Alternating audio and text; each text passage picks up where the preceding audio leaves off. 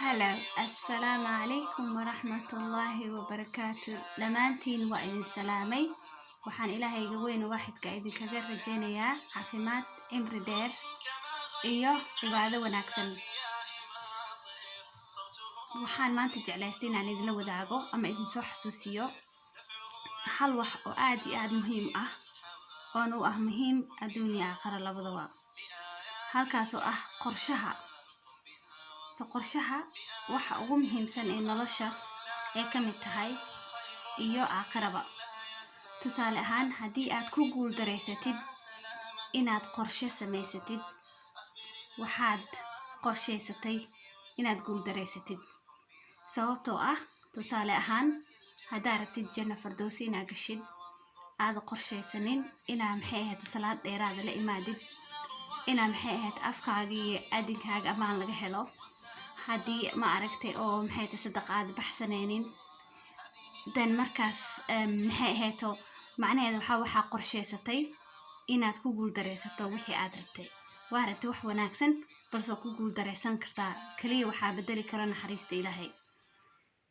Kaba soo qaadba haddii aad taas dunida oo kale aad rabtid nolosha inaad horumar ka gaartid oo kaleeto. Waxaa arkaysaa dad badan oo guul fiican ka gaaray adduunka aakhirana u dadaalo intii tabartooda iyo aqoontooda inay ku gaaraan Ilaahay naxariistiisa, inay janno ku galaan. Astaamihii iyo waajibkii laga rabina kasoo baxay ama ku jiro.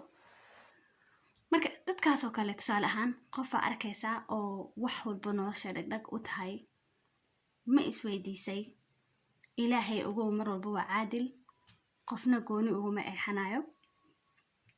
Ilaahay kulligeen wuu siiyo. Qof kastana caloosha hooyadiis wuxuu uga soo baxay 9 bilood, unless uu qofka oo soo hormaro kale xaalada caafimaad awgeed.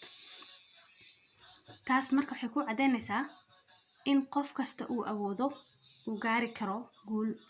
Qof kastana wuxuu ku tamayo ama ku haminayo inuu hiigsanayo wuxuu rabo inuu gaaro. Waxaas qof kasta qaasi u tahay asaga unba og iyo Ilaahaygi abuuray. Marka haddaa isweydiisid maxay dadka qaar u gaaraan, dadka qaarna aysan u gaarin. Waxyaabo badan waxaa ka mid ah horta, kow sida ognahay anaka alxamdulillah dad Islaam nahay, inuu Ilaahay wuxuu kugu talagalay helaysaa, balse Ilaahay wuxuu ku dhahay dadaal anagoo ku garab galaa. Haddii qorshe aad la timaadid, marka qorshe la'aan haddaad tahay ood rabtid inaad noqotid tusaale ahaan qof hay'ad xukumo oo kaleeto, ama haddaad rabtid inaad noqotid madaxweyne oo kale, ama aad rabtid sheekh inaad noqotid, aad la imaanin wixii lagaaga baahnaa, astaamihii lagaaga baahnaa, shaqadii lagaaga baahnaa aad ka soo bixin, taas macnaheeda waxay noqon kartaa inaad qorshaysatay guul daradaada. Haddii aadan qorshaysanin,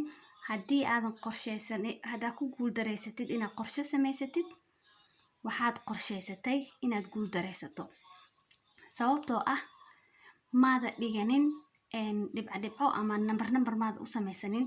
Waxa koowaad aad samaynaysid, wax labaad aad samaynaysid, waqtiga aad samaynaysid, waxaas oo dhan. Badanaa markaa wax samaynaysid, isku day inaad sidaan u samaysid. Kow, wax haddii aad rabtid inaad samaysid oo kale, isku qeex, naftaada u qeex oo weydii waa maxay waxa aan rabo inaan gaaro, waa maxay guusha aan doonayo inaan gaaro. Guusha markay kuu soo baxda cadaysatid waxa aad rabtid adiga qaaska ku ah.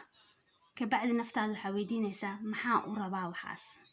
Sababta aan u rabo maxay tahay waxaas. Markay sababta ay tahay sabab wanaagsan oo adna guul kuu keenayso, ummadana horumarinayso, diintaadii dadnimadaadana meel uga dhaceynin, dan marka waxaa isweydiinaysaa su'aal kaloo saddexaad. Su'aasha saddexaad oo ahaa waxa aan rabo waa aqaanaa, sababtaan u rabana way ii caddahay. Hadda waxaa u baahan tahay inaad isweydiisid sidee u sameeyaa. Sida u samaysid markaa heshid oo camal qaabkii loo sameynayay, haddii aad training tagaysid, haddii aad waxbarasho kale aadaysid, haddii siyaabo kale u baranaysid, haddii aad kuley horeba u taqaanay balse aad isxasuusin aad aadaysid, there's many ways ma fahmaysaa kabacdi waxaad isweydiinaysaa halkee ka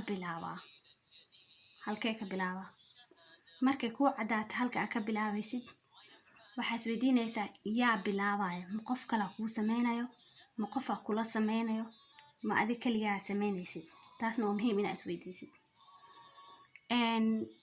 dhinacee ka bilaabaa alxamdulilah anaka musnaan ahay waxaan dhahaa mar walba waxaa midigta ka bilaaba bismillaahna dhaha marka way kuu fududaanaysaa markaas intaasoo dhan isweydiis waa shantaas oo muhiim u ah inaad qorshahaaga ku darsatid markaa wax qorsheynaysid kow oo ah inay kuu qeexan tahay ee kuu caddahay waxa aad rabtid laba oo ah inaad isweydiisid oo naftaada weydiisid maxaa u rabtaa waxaan saddex oo ah sidee u sameynaysaa waxaan afar oo ah halkee ka bilaabaysaa shan oo ah yaa sameynaya ma adigaa sameynaysid ma qof kale kuu sameynaya ma qofaa isla sameynaysid marka aad iyo aad u mahadsantihiin mar labaad mar saddexaad kusoo dhawaada channelka is anfac aad iyo aad u mahadsantihiin kuwii hore ila joogay kuwiina cusubna gacmo furan kusoo dhawaada fadlan adigoo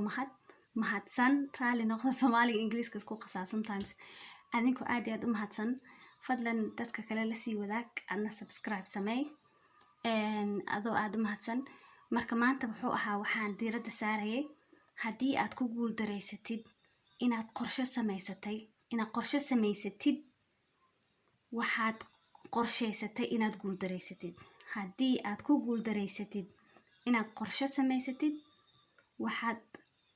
waxaad qorsheysatay inaad guul dareysatid marka saas uu ahaa waad mahadsantihiin marwayna hadalka idinka badiyo marka qorshaha waa inuu ku cad yahay hadda tusaale ahaan isbuuc soo socdo maanta jimco maadaama ay tahay maxaa rabtaa isbuuc dambe hal waxaad ha ahaadaan ood rabtid inaad gaartid adiga isweydii halkaas wax oo hal aakhira ah oo jannadii kuugu dhaweynayo jaanis aad jannada ku gashid kuu siinayo hal wax oo dunida ah marka insha allah way kuu fududaanaysaa inaad si deganaan xasiloon oo farxad leh ku noolaato insha allah mahadsanidin waa inoo mar dambe xiiso leh haddii eebaha wada leedmo waa sidaas iyo nabadgelyo assalaamu calaykum waraxmatullaahi wabarakaatu